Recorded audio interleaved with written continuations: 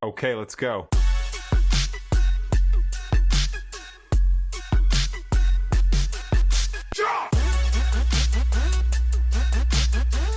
Hi citizens of the world, welcome to your window into the world of international affairs, beyond borders, one path, infinite perspective.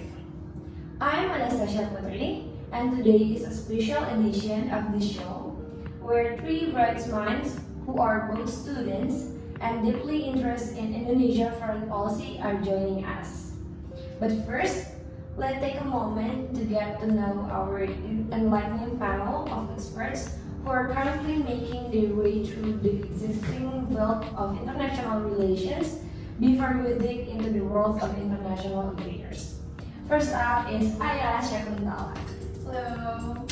Okay, next is Amira Loebis. Hi. And last but not least is Abhirama Dhyaksa. Hello. Okay, the three of them are third semester students who are currently studying about Indonesia's foreign policy. And they want to share it with all of us. Hear the voices of the future influence, how we preserve the world as it is today in beyond borders, one path, infinite perspective.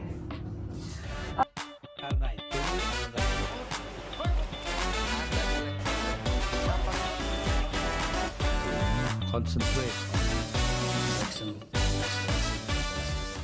Hello everyone! Hello, Okay, how are all of you doing? What have you been busy doing lately? I'm good lately, and now I'm focusing on doing my final exams. Okay, final exam. Okay, how about Amira? I'm fine lately. I was busy doing comics assignment and also some workouts. Wow! Very productive. Yeah, okay, what about our only male speaker here, Abim? I'm also good. For now, I'm just studying and hanging out with my friend lately, as well taking a break. Okay, glad that we are all okay. Okay, maybe we can go directly to the topic today. From Amira, I want to ask, how much do you know about Abdurrahman Wahid, or also called Guster? Okay, Abhirama Dhyaksa, also known as a Gus Dur. Gus Dur was born into an Islamic family. He was the son of the founder of Nahdlatul Ulama, or we call NU, and the largest Islamic organization in Indonesia, Wahid Hashim. Since childhood, he was in a religiously observant environment.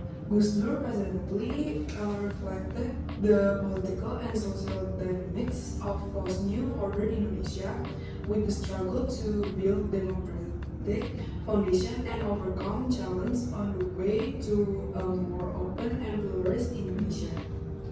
Okay, well, quite a good explanation from Amira. And for Ayar, what do you know about the presidency of Guster? Okay, so what I know about Gus Dur is Gus Dur was the first president of Indonesia to be chosen directly by the people in the general elections. The direct elections and the amendment of the 1945 Constitution were two of the many political reforms implemented in Indonesia during his rule. Gus Dur also promoted tolerance and interfaith conversations, fostering an environment that was welcoming to people of all backgrounds and all faith. Okay, it turns out that the first president to be elected directly was Gus Dur. Okay, next Adim, according to your own perspective, how successfully do you think Gus Dur performed his duties? So, in actuality, performance must be different for each individual to order, but to be classified as good as or bad. Gus Dur was controversial, in my opinion, because there's some unrest and instabilities in the nation during the presidency. However, he was strongly committed to democracy, and his amendment to UUD had big impact on Indonesian political system. Okay. Yeah, so when we're talking about Gus Dur, there are definitely a lot of things that come to mind, especially seeing him being demoted due to a vote disbelief from the DPR, which meant Gus Dur then lose political support. Okay, let's discuss about foreign policy. What interests you in your opinion, and what makes it so interesting?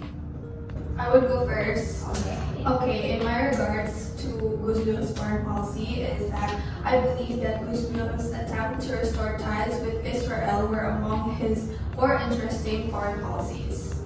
Talking about the Israel-Palestinian conflict from that time on is still very sensitive, and to this day is still very sensitive.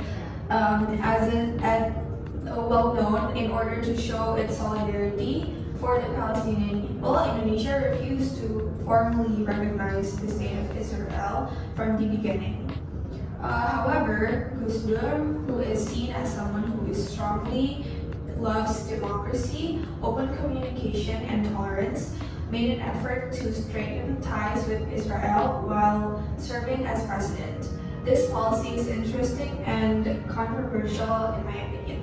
Yeah, I know about that policy, and it seems to be quite popular. So, according to Abim, what foreign policy initiative by Gus Dur do you believe is particularly interesting? The strategy of actively participating in international organizations like the UN and non-aligned movement is one of Gus Dur's interesting foreign policy. It's clear that Gus Dur's main goals was to strengthen Indonesia's position in the international community. However, a lot of people believe that Gus Dur is only concerned with finding solutions to global issues. Despite the fact that his personal issues remain unresolved, in context with this, I believe it would be fascinating topic to talk about. Okay, it's true that there are a lot of different viewpoints, making Gus Dur's participation in international organizations highly complex. If this were from the Amira personally, what are your thoughts about Gus Dur's foreign policies? Today, I want to underline his policy of constantly promoting interfaith dialogue. Gus Dur consistently promote interreligious dialogue and tolerance, even on global scale. I believe that this is a good thing, and many nations respond to this situation probably. However, I believe that Gus Dur's attitude was occasionally quite extreme, as evidenced by what Aira was mentioning with regards to relation with Israel. Okay. We don't feel like discussing Gus Dur in great depth. And for the final question, could you briefly describe what impressed you about Gus Dur? As I mentioned before, I thought it was extremely interesting how he used interfaith discussion to promote the idea of Bhinneka Tunggal Ika, unity in diversity, and really capture Gus Dur.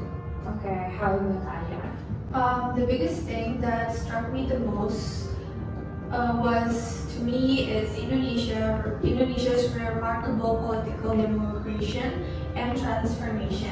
The New Order regime's authoritarian framework, which had been in place during President Suharto's tenure, was destroyed by Gus Dur. In order to facilitate Indonesia's shift to a more democratic political system, Gus Dur supported calls for press freedom, political transparency, and other democratic changes to Indonesia. Yeah, okay. For Abib, what is the most remarkable things from Gus Dur? Yeah, for me, the most remarkable was when Gus Dur demoted as a result of defiance. Even when he departed the presidential place, he kept wearing clothes casually. Of course, I still have a lot unanswered doubt regarding Gus Dur performance and as his employee. Therefore, I thought the process of his revelation was interesting as well as truly remarkable. Okay.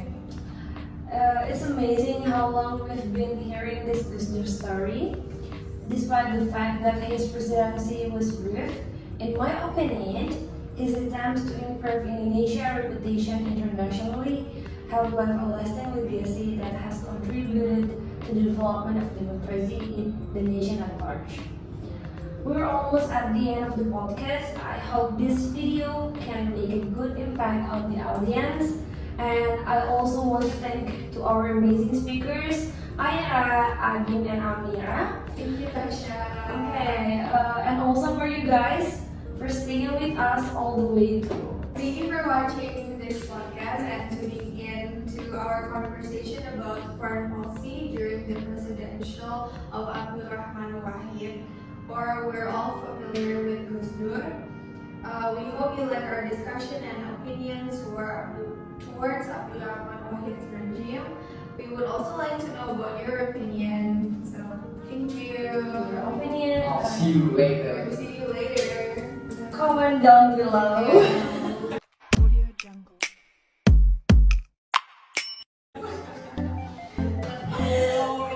Okay, hello everyone. Bye. How are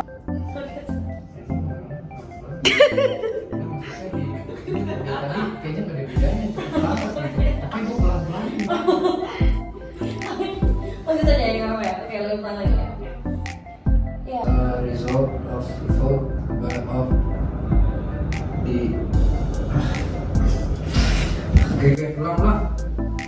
Was demoted as a result of vote of the Fed. Ini masih Define that. This was when Gus Dur was demoted as a result of